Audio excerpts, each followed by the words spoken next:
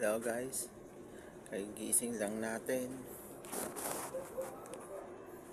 Tayo ay maghahanda na para maglinis ng bus. Ito lang yung up natin. Ayan. Kita nyo naman, medyo putas ang damit. Okay lang yan guys, pantrabaho lang naman.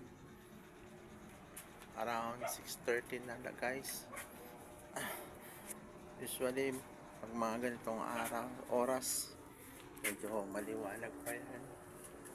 Pero okay lang yan. Sigurado may mga pag ganitong oras may mga tamarating ng mga bus. At yan ang ating unang lilinisan. First day nga pala natin ang ita-title sa video natin na ito. Pero tutusin, hindi ko naman ito first day sa pagwawashing. Matagal na tayong bus washer. At ito lang yung unang beses na mag-video tayo tungkol sa buhay natin sa pagiging bus washer. Well, ano nga bang mga unang tanong natin, ano nga ba yung mga ginagamit namin bilang bus washer? Papakita ko sa inyo. Ayan, yung tawagin namin ito ay panundot. Para ito sa mga bintana ng bus. Matataas sila at hindi natin abot. Kaya kinakailangan natin ng panundot.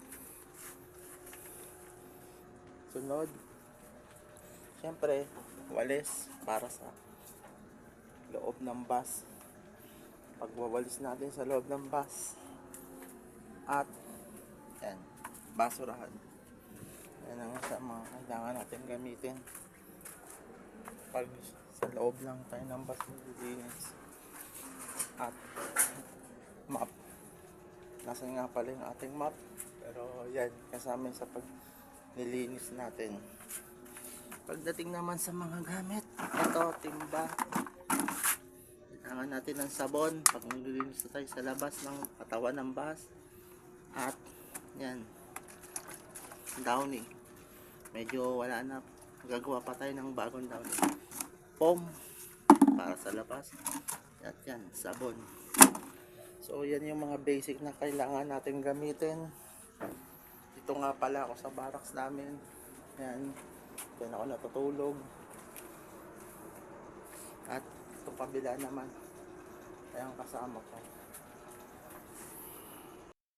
Guys, lalabas na tayo para pupunta dun sa ating washing area.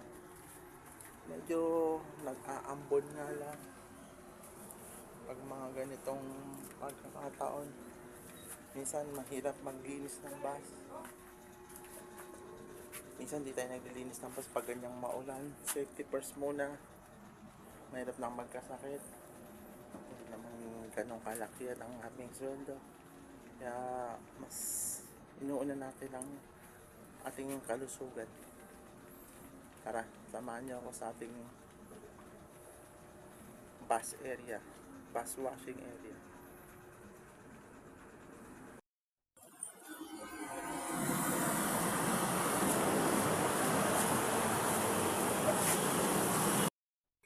Okay guys, kakalabas lang natin. Pagkabibili lang natin ng downy na gagamitin natin sa bus. At dito na tayo sa ating washing area. Yan. Yung inyong makikita, medyo madilim.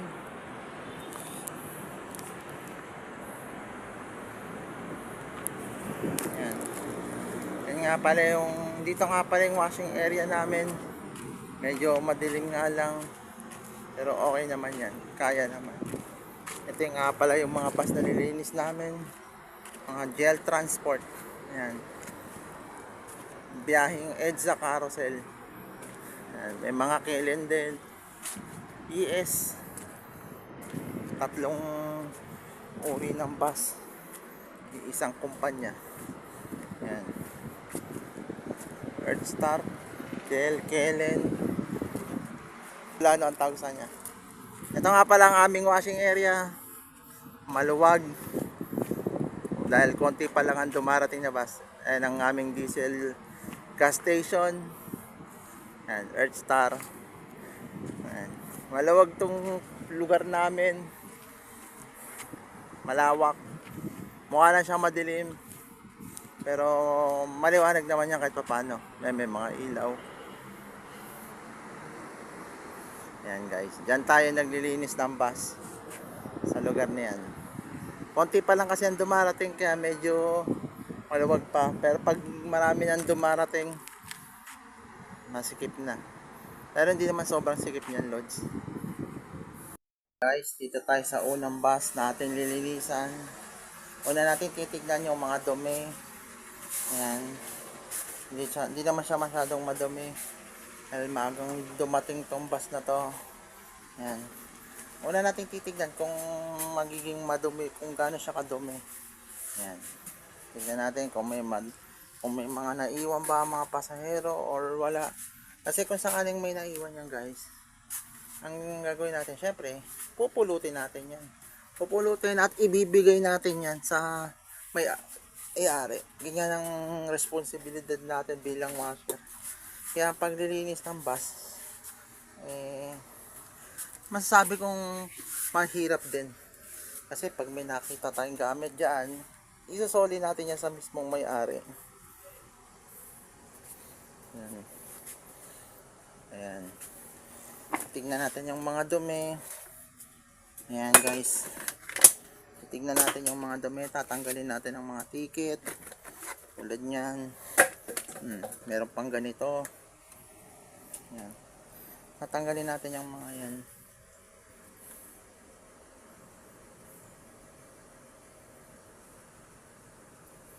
Ayan. Tatanggalin natin ang mga ticket. Yan ang gagawin natin guys. Lilinisin natin ang bus. Walisan muna natin. Matanggalin natin ang mga dumi. Yan. Yun lang naman ang tamang paglilinis dyan. Nang sa ganun, maging malinis yung bus natin para sa susunod na biyahe, malinis na uli siya. Yan guys. Yan. Titignan natin yung mga dumi. Kailangan lagi siyang malinis. Para kapag bumiyahe na siya, yan, malinis na siya uli. Yan. Ganyan nga muna ang gagawin natin umpisa guys. Mawalisan muna natin. Yan. Yan guys. Mabalikan ko kayo kapag mamapin na natin yung bus. Sa ngayon wawalisan muna natin bago natin siya mapin. Pwede na. Yan na guys, oh. Nilalagyan ng daw niyan para para mabango siya palagi at saka para di magreklamo yung mga passenger seat. Ayan na guys. Yan ang kasama kong napakasipag dito. Masipag na mabilis pa. Ayan na guys, oh. Tingin ka dito bata. Tingin ka dito. Yeah, panis. Paki-support nyo guys yung niya, channel niya kasi gusto niya daw magpasaya sa mga content niya. All about daw sa sa trabaho, sa pag-washing ng bus. Ito guys yung trabahong washer lang pero mapera yan. Ayan na guys, oh. Patapos na siya guys. Napakalinis niyan. Oh. Oh.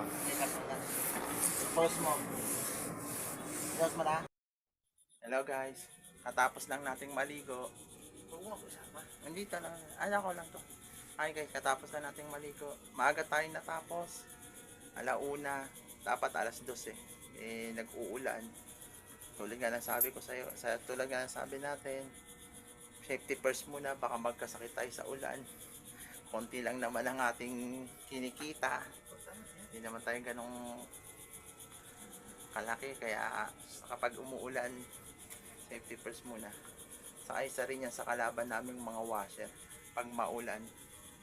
Maganda pa sana kung mainit ang panahon, hindi siya maulan. tumatagal kami hanggang alas 4. Pero pag ganitong maulan, maaga kaming natatapos talaga. Kasi yung ulan talaga yung kalaban namin dyan. Yun lang guys. Follow, subscribe nyo sa channel natin para mag-update kayo para sa mga susunod nating mga video. At para makakita nyo na rin kung paano natin nililinis ang mga bus. Yun lang. Thank you.